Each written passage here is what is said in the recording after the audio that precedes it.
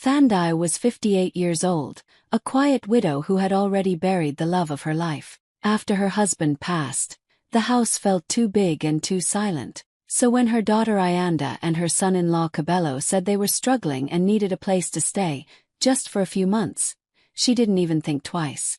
Of course, she told them. This is your home too. But months slowly turned into years. First, everything felt normal. They shared meals. They laughed. Thandai helped with cooking and even babysat her granddaughter whenever she could. She never asked for rent. The house was fully paid off. She and her late husband had worked for decades to make sure of that. She thought family was more important than money. Then little comments started.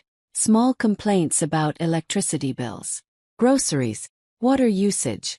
One evening, the tension finally exploded. They were arguing about utility costs. Ayanda's voice kept rising. Cabello stood behind her, arms crossed. Thandai tried to stay calm, explaining that she barely used anything during the day. But Ayanda suddenly snapped. Pay the rent or get out. This isn't your house anymore. The room went completely silent after that. The words didn't just hurt, they shattered something inside her. This wasn't just a house. It was the home she built brick by brick with her husband. The walls held memories, sacrifices, dreams. And now her own daughter was telling her she didn't belong there. That night, Thandai didn't argue back. She just stood there, heart pounding, realizing something had changed forever.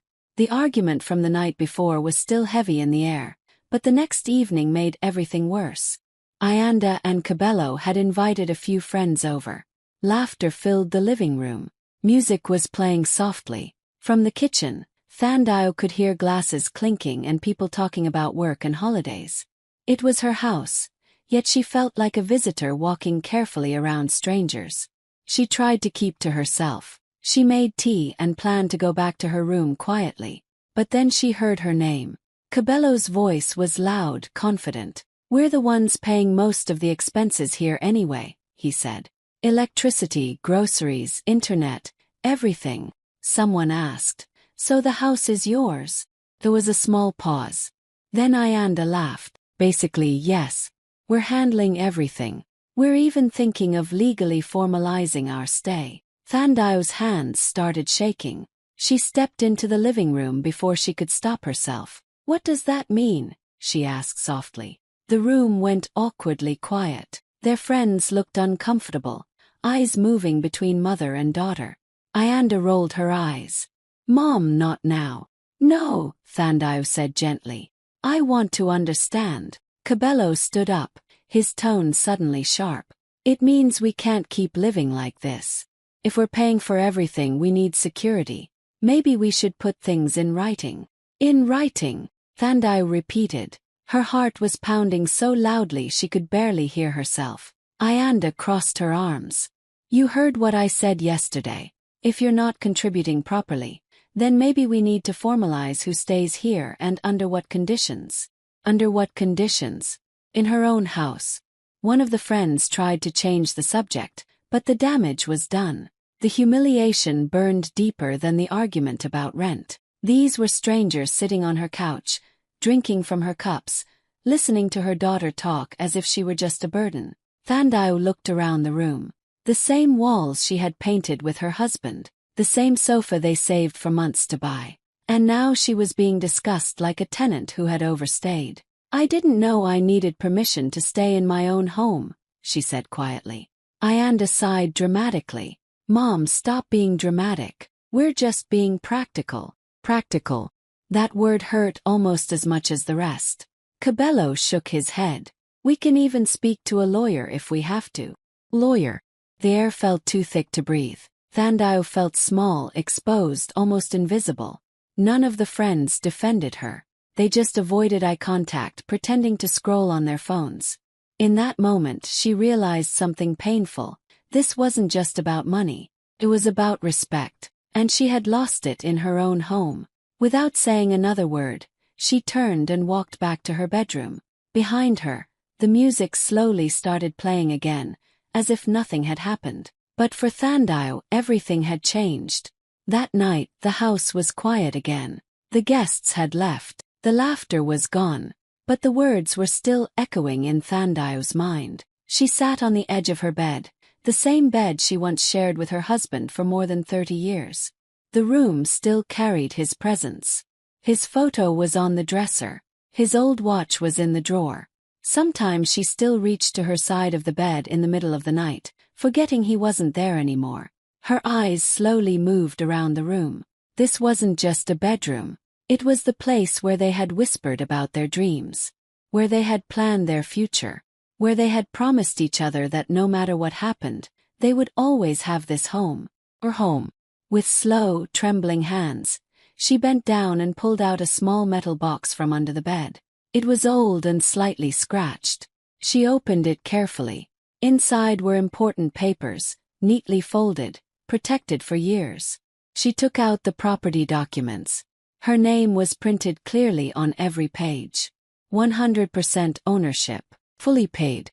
No loans, no co-signers, no shared rights. Just her. She stared at her name for a long time. The tears finally came, not loud, not dramatic, just quiet tears rolling down her cheeks. She remembered how they built this house from nothing. Back then there was no money to waste. She worked double shifts. Her husband took extra jobs on weekends. They skipped vacations. They wore old clothes longer than they should have. Every brick, every tile, every piece of furniture was bought with sacrifice. She remembered carrying Ayanda as a baby through these empty rooms before there were curtains. She remembered cooking on a small stove while the kitchen was still unfinished. She remembered celebrating when they finally paid off the last installment. They had done it together. And now, after all those years, her own daughter had stood in that same living room and spoken to her like she was just a guest. Like she had no right to be there. Thandai wiped her tears and held the documents closer to her chest. For the first time in months, something inside her felt clear. This wasn't about anger. It wasn't about proving a point. It was about truth. She wasn't powerless. She wasn't dependent. She wasn't a burden. She was the owner. As she carefully placed the papers back into the box, her sadness slowly turned into something else. Something quiet but strong. Clarity. And that night, lying alone in the bed she once shared with her husband, she made a silent decision. She would never beg to stay in a house that already belonged to her. The next morning, Thandai woke up earlier than usual. The house was still quiet. Ayanda and Cabello were asleep. She moved softly, almost like she didn't want the walls to hear her plans. She made tea, sat at the kitchen table for a moment, and then picked up her phone. Her hands were steady this time. She called a real estate agent whose number she had saved years ago but never thought she would use. By 10 a.m., she was sitting in a small office across town. Simple place. Glass desk. Property pictures on the walls.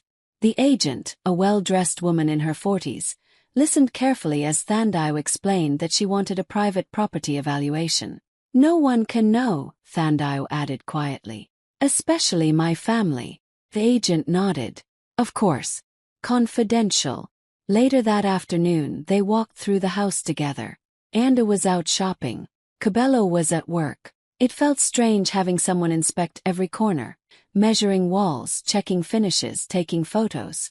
"This is a solid property," the agent said, impressed. "And the area has grown a lot. New malls, better schools, security upgrades. Honestly, the value has more than doubled in the last few years." Thandai blinked. "Doubled?" "Yes. And there's strong interest in this neighborhood. We even have luxury buyers looking for move-in-ready homes. If you list this, it won't sit on the market for long." For a moment, Thandai felt dizzy. All those years of sacrifice. All those painful nights working overtime. The house had quietly grown in value while she was busy holding her family together. Luxury buyers. The word stayed in her mind. When the agent left, Thandai slowly walked through each room alone. The living room where she had been humiliated. The kitchen where she used to cook Sunday meals with love. The hallway where her granddaughter learned to walk. Her chest tightened, but this time not from sadness. From realization. That evening, Ayanda came home talking loudly about new curtains she wanted to buy. Cabello mentioned repainting the walls. They were planning renovations as if the house already belonged to them. Thandao simply nodded. She moved slowly, spoke softly, even apologized for causing tension the night before. Ayanda seemed satisfied. She probably thought her mother had accepted her place. But inside something had shifted. Thandao acted defeated. She kept her voice low. She avoided arguments. She even let Ayanda rearrange the furniture without saying a word. They mistook her silence for weakness. They didn't know she had already seen the numbers. They didn't know serious buyers were waiting. They didn't know the ground beneath their feet was no longer stable. That night, as she lay in bed, Thandao stared at the ceiling and whispered to herself, "Let them feel comfortable." Because sometimes, the quietest person in the room is the one making the biggest move. Over the next few days, Ayanda changed. She wasn't just confident anymore, she was bold. Too bold. One afternoon, Thandao came back from a short walk and froze at the front door. The living room looked different. The sofa she and her husband had carefully chosen years ago was pushed against another wall. The old wooden coffee table was gone, replaced with a glass one. Even the family photos had been removed from the main wall. "Ayanda," she called softly. Her daughter walked out of the kitchen smiling. "Oh good, you're back. I'm just refreshing the space." It was starting to feel outdated. Dated. That word stung, but Thandao didn't react. She just nodded slowly. Over dinner, Ayanda talked excitedly about big plans. She wanted to knock down a small wall to make the kitchen open plan. She wanted new tiles, new paint, maybe even a small extension at the back. Cabello joined in, sounding proud. "It's time to upgrade the place. We can increase the value." Thandao quietly ate her food. Increase the value. If only they knew. The next weekend, neighbors stopped by the gate while Ayanda was outside. Thandao heard everything from the porch. "Yes, we're planning to renovate," Ayanda said confidently. Modernize it. Make it more ours." "More ours?" one neighbor asked. "Are you buying it from your mom?" Ayanda laughed. "We'll see. But we're basically running everything here anyway." Thandao felt the words like small knives, but she kept her face calm.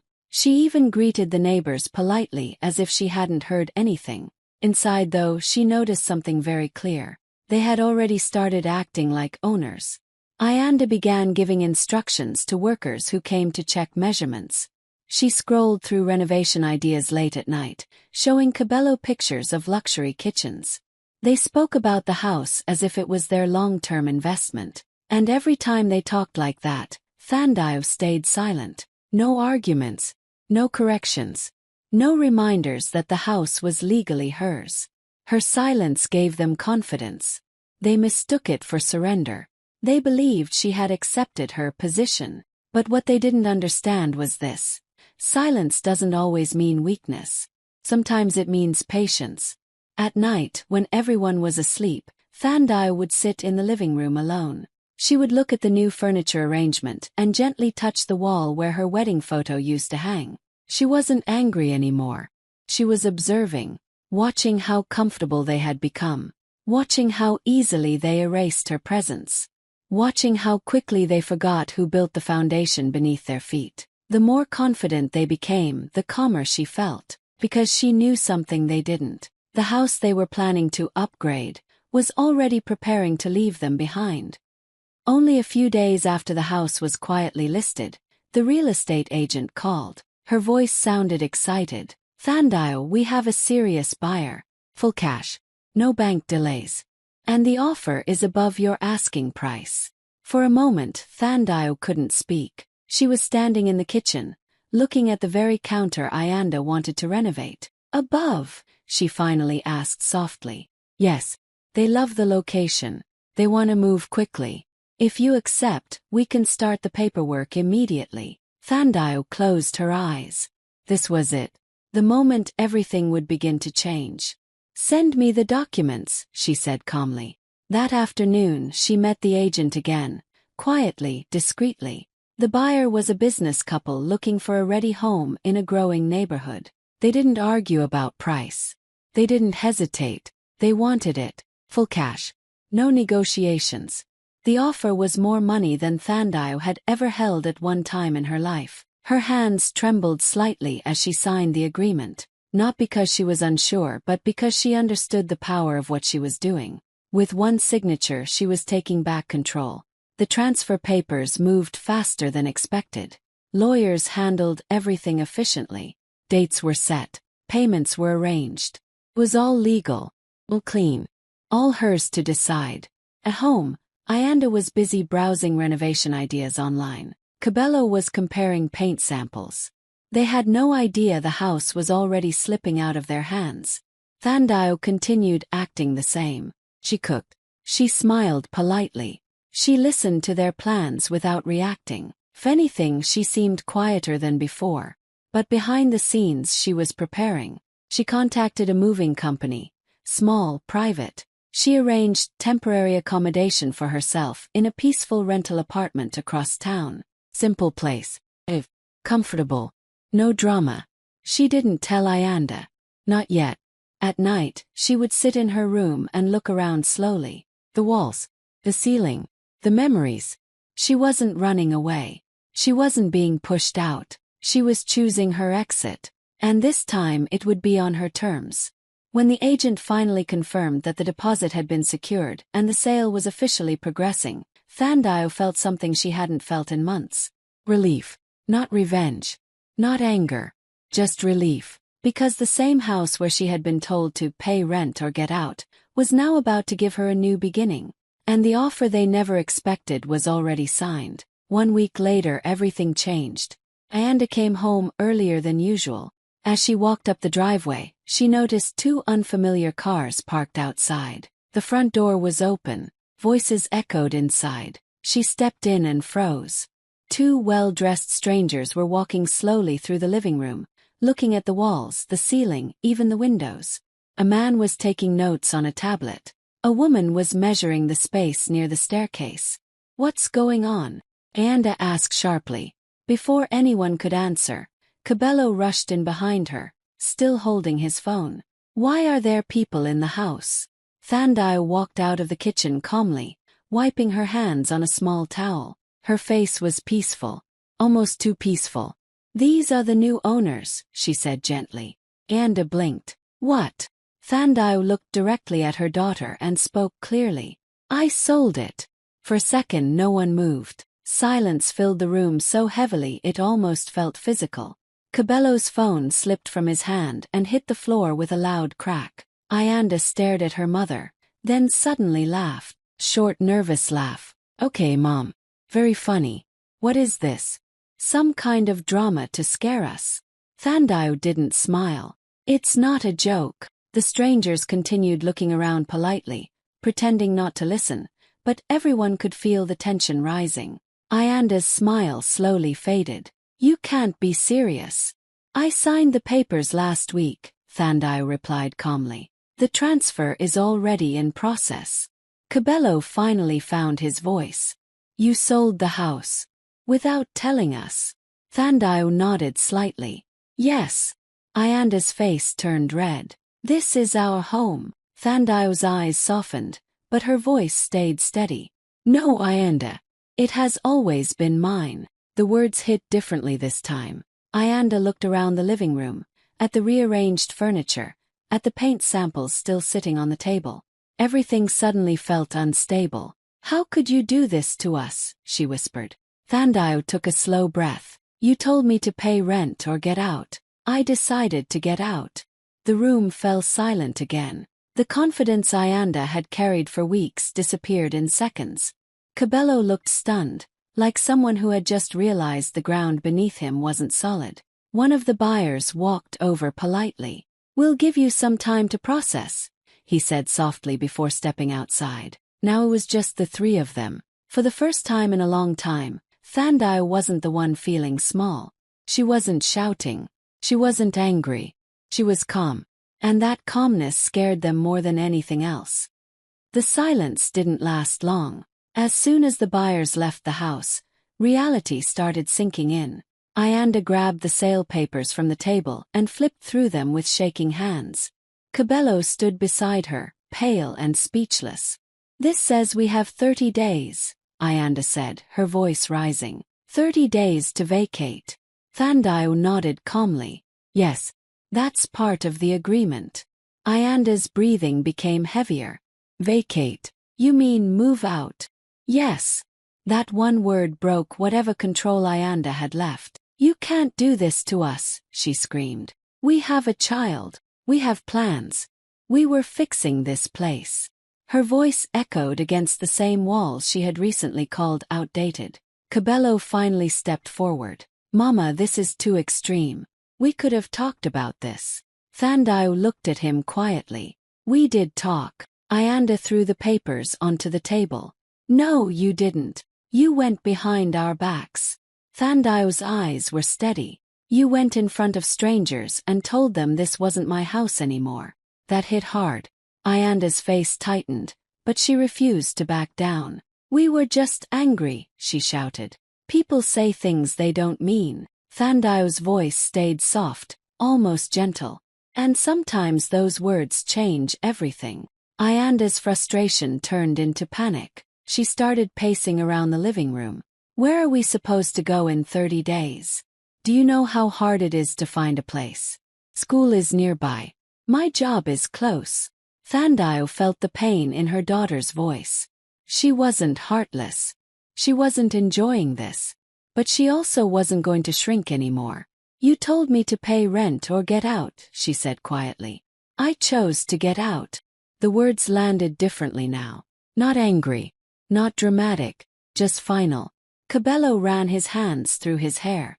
We thought you wouldn't actually do anything. That sentence revealed everything. Thandao nodded slowly. I know. Ayanda's eyes filled with tears. Not soft tears but angry ones. So you're just leaving us like this? I'm not leaving you, Thandao replied. I'm leaving disrespect. The room went still. For weeks, they had spoken loudly, confidently, planning changes as if she had no power. Now, in one calm decision, she had shifted everything. Ayanda sank onto the couch. The same couch she had pushed against a different wall. 30 days suddenly felt very short. And for the first time since the argument about rent, Thandao didn't feel small in her own home. He felt free. A few days after the meltdown, the house felt different. The shouting had stopped. Now there was only tension and quiet whispers behind closed doors. Boxes had started appearing in corners. Reality was settling in. One evening, Ayanda sat at the dining table, looking exhausted. Cabello was busy on his laptop, searching for rentals. The stress was written all over their faces. Thandao walked in slowly and placed a folder on the table. There's something I need to tell you, she said calmly. Ayanda looked up, her eyes still red from days of crying. What now? Thandao opened the folder and turned it toward them. Inside were new property papers. I've purchased an apartment in Durban, she said softly. A small beachfront place. Quiet. Peaceful. Ayanda blinked. Durban. Yes. I've always loved the ocean. Your father and I used to talk about retiring near the sea one day. For a moment, the anger in the room faded. Cabello leaned forward slightly. You already bought it? Yes, Thandai replied. It's fully paid. The room went silent again, but this silence felt different. Not explosive, just heavy. I also invested the remaining money carefully, she continued. Fixed deposits. Some low-risk funds. I'll be comfortable. Ayanda swallowed hard. So you planned all of this? Thandai nodded. I had to think about my future. Then she slid another paper across the table. And this, she said gently, is a small education fund for my granddaughter. It will cover her school fees one day. Ayanda's hands trembled as she picked it up. You did this for her? Yes. After everything. Thandai's voice was steady but soft. This was never about revenge, Ayanda. Tears filled her daughter's eyes again, but this time they weren't angry tears. It was about respect, Thandai continued. I will always love you. I will always love my granddaughter. But I will not stay where I am not respected. Cabello lowered his head, ashamed. We thought you were being dramatic, Thandao gave a small, sad smile. No. I was being patient. She looked around the dining room, the same table where birthdays were celebrated, where homework was done, where laughter once filled the air. I didn't sell the house to hurt you, she said quietly. I sold it because I finally understood something. Love without respect becomes pain. Ayanda started crying softly now. Mom, I didn't mean it when I said it wasn't your house. But you said it, Thandai replied gently. And words matter. The ocean breeze she would soon wake up to felt almost close enough to touch. New life, peaceful one. She had secured her future. She had secured her granddaughter's future. And she had done it not with anger, but with dignity. The moving trucks had already started arriving early that morning. Boxes stacked up in the driveway. Furniture was carefully wrapped and loaded. The house, her house, was slowly becoming someone else's. Thandai walked through each room one last time. The living room, now empty, felt hollow. The walls still held memories of birthdays, laughter, and quiet moments with her late husband. The kitchen smelled faintly of her favorite spices, though the counters were cleared. She touched the door frames gently, remembering the little hands that once clung to them, Ayanda's, her granddaughter's. Ayanda hovered nearby, avoiding her mother's eyes. Cabello stood stiffly by the stairs, phone in hand, looking smaller than usual. There was no yelling, no arguing, just a heavy silence that seemed to fill the empty rooms. Thandai's heart ached a little, but it wasn't sadness. It was something stronger, peace.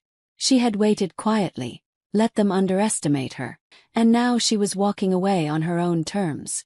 The last box was loaded. Thandai took one final look at the house, took a deep breath and stepped into her car. She didn't say a word. Ayanda followed quietly, her head bowed. Cabello lingered, ashamed, as if the weight of the day had finally caught up to him.